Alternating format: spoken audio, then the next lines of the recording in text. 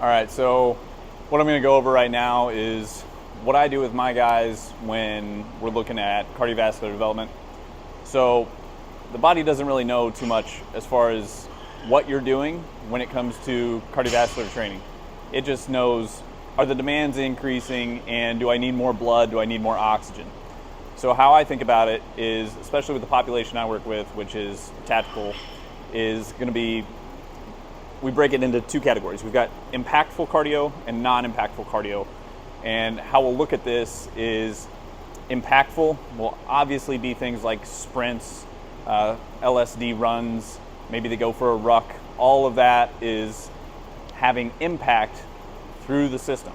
And it's starting at the foot, traveling to the knee, to the hip, to the low back.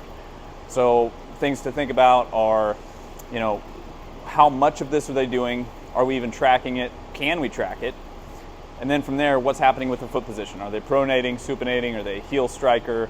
Are they way out in front? Are they a toe striker? So to a certain degree, there is a certain amount that we have to do that we cannot control, we can't measure because of the demands of their jobs. So when they're here on base, we'll do a lot of non-impactful work, which is very demanding for cardiovascular development. And the loads, the duration, the intensity will actually undulate throughout the week based on how fatigued they are. So today, as an example, here's what we had for their non-impact cardio. So it was 7 stations for 10 minutes each. So on this first one, it's on a Kaiser bike where we actually can gear up, we can gear up and down as long as they're staying in that 20 to 30 RPM range. So this feels like rucking without actually having to slap on a pack, go out, potentially drive somewhere, and without the impact traveling throughout the system. So second, we move on to a rower, 2,500 meter target within 10 minutes. All of them were crushing that.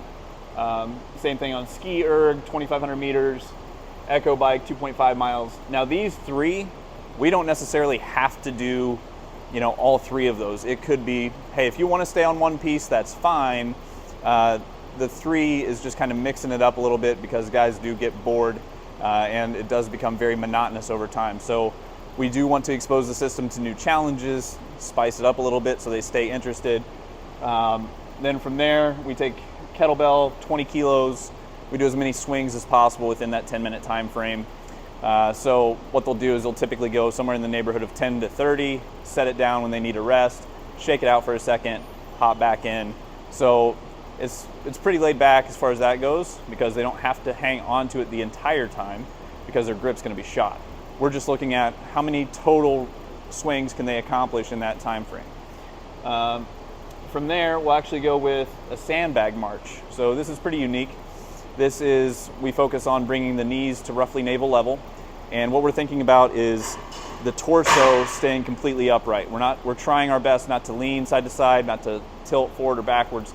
We're just trying to bring knees to navel and change positions throughout as needed. So some guys will start right shoulder, they'll transition to left shoulder, transition to a Zercher, suitcase march. And it doesn't need to be all that heavy. It just needs to be constant motion, and they do need to change positions and rotate throughout. Finally, OTS over the shoulder. So this will be somewhere in the neighborhood of 60 to 100 pounds, and this is basically getting all the triple extension benefits without having to have any deceleration component. So we will use a D-ball or a sandbag for this, and it's accelerating the entire time. Throw it over the shoulder, take a step forward, turn around, come back, throw it over the opposite shoulder.